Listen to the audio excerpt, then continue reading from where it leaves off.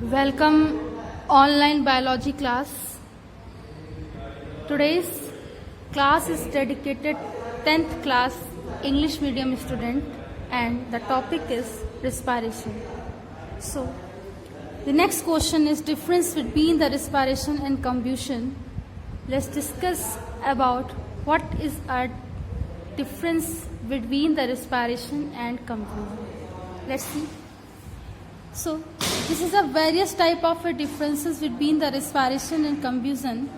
Let's see what is a respiration. So basically respiration is a chemical or a biochemical process, or we can say that vital process. Both meaning are a same. Okay. So respiration is a vital process. Okay.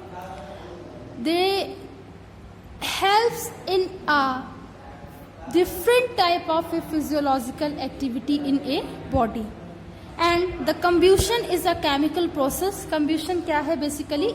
It is a chemical process. Okay. Next is the respiration. Process of the respiration is completed in the step, therefore the temperature of the body does not increases. So basically process of the respiration जो है basically different type के step से complete होता है, and in this process the temperature of bodies does not increases. It is a stable. Okay. Next, the combustion is a completed in the one stretch only. सिर्फ एक step में पूरा होता है basically. Lot of the heat are generated basically. So lot of heat and the temperature is generated in the process of combustion. So always remember that point. Next, see. Energy is released or liberated, is utilized and stored as the form of ATP. So basically जो energy होती है वो release होती है, utilized and stored in the form of ATP. We can say that 38 ATP, and the full form of the ATP is a adenosine triphosphate. Okay, remember that point. Next, see. Energy in the combustion, energy is lost in the form of the heat and light. So energy जो basically होती है वो loss होती है heat and light में. So basically आपको ये remember करना है. Okay. Next देखिए, reaction need the presence of various type of enzymes of the cell system. So respiration, as we know that, and I already described that, respiration is a biochemical process or a vital process and completed by the different type of enzyme in the cell system or a body. So it is completed by a different type of various type of enzyme like a hexokinase, kinase, okay, different type के dehydrogenase, genase. So इतने सारे basically मैं कहूँ appropriate number होता है 8 से 9.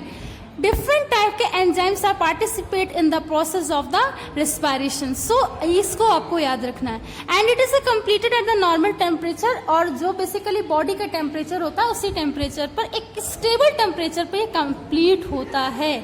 And then see the combustion. Combustion is completed at the high temperature. तो combustion का जो process होता है basically, क्योंकि इसमें heat और जो होती है और energy बहुत ज़्यादा generated होती है, तो बेसिकली इसका जो टेम्परेचर होता है वो हाई होता है.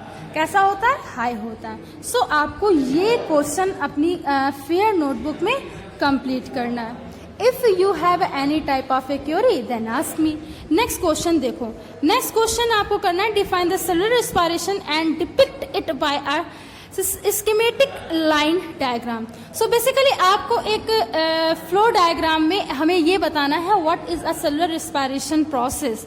तो cellular respiration process completed by the two types of a cell like a glycolysis and the Krebs cycle. देखो यहाँ पे मेंशन भी है. So let's see.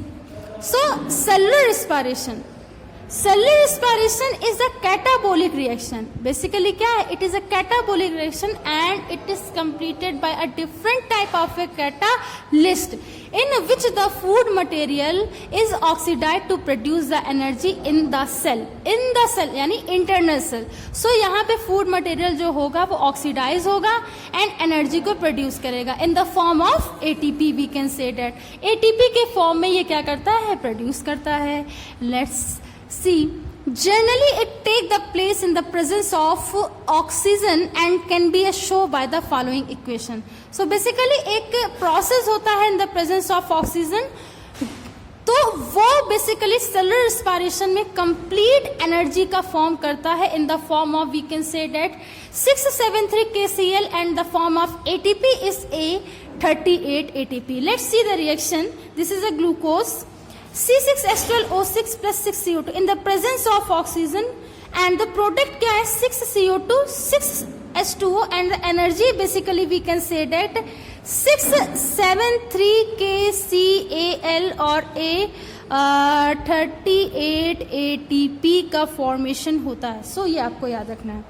तो what is the scheme and a diagrammatic view of the respiration or a cellular respiration? Let's see.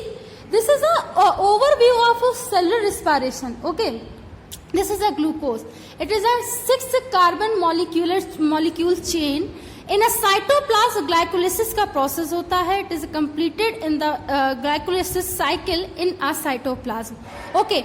So after the completed the glycolysis, two types of a pyruvic acid is form. Okay. 2 types के pyruvic acid इसमें form होंगे. Okay इसलिए 2 देखो path इसमें mention किए गए.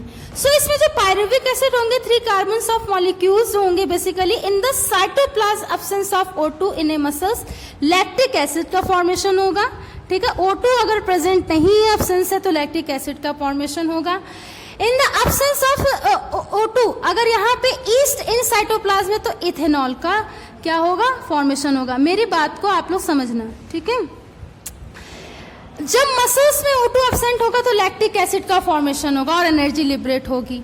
Okay east है prokaryotic है उसमें एब्सेंट हो O2 तो ethanol and CO2 energy liberate होगी. ओके और इन माइटोकॉन्ड्रियल में क्या होगा ETS में जो अगर वो क्रेब्स साइकिल अगर वो एंट्री कर जाएगा तो they form energy in the form of 38 ATP. Okay 38 ATP में फॉर्म होगा. ठीक O2 की प्रेजेंस में प्रोसेस होता है. ठीक है. ये आपको ये पूरा प्रोसेस याद रखना है. एक सिस्टमेटिक व्यू में इसको रिमेंबर रखना है. ओके सो ये एक रिप्रेजेंटेशन है कि कैसे सेलुलर रेस्पिरेशन का प्रोसेस होता है. ये ग्लूकोज के 6 मॉलिक्यूल है. साइटोप्लाज्म ग्लाइकोलिसिस का प्रोसेस होगा. पायरुविक एसिड का फॉर्मेशन होगा. मसल्स में O2 के एब्सेंस में लैक्टिक एसिड बनेगा. प्रोकैरियोट ईस्ट में अगर O2 एब्सेंस है तो एथेनॉल बनेगा. देन अगर O2 प्रेजेंट है तो क्रेव साइकिल में ये प्रोसेस कंप्लीट होगा. एनर्जी लिबरेट होगी. सारी मेटाबॉलिक एक्टिविटी बॉडी में होंगी. This process has the 2 step.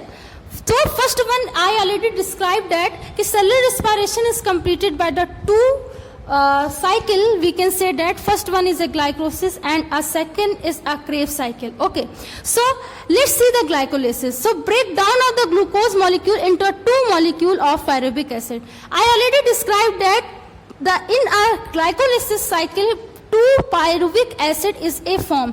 So ये मैंने अभी आप लोगों को बताया. And the next is a Krebs cycle. Further the breakdown of the pyruvic acid into a cyclic process of the production of electron carriers. So basically Krebs cycle में क्या होता है pyruvic acid का breakdown हुआ. Electron का क्या हुआ basically वो कैरी किए.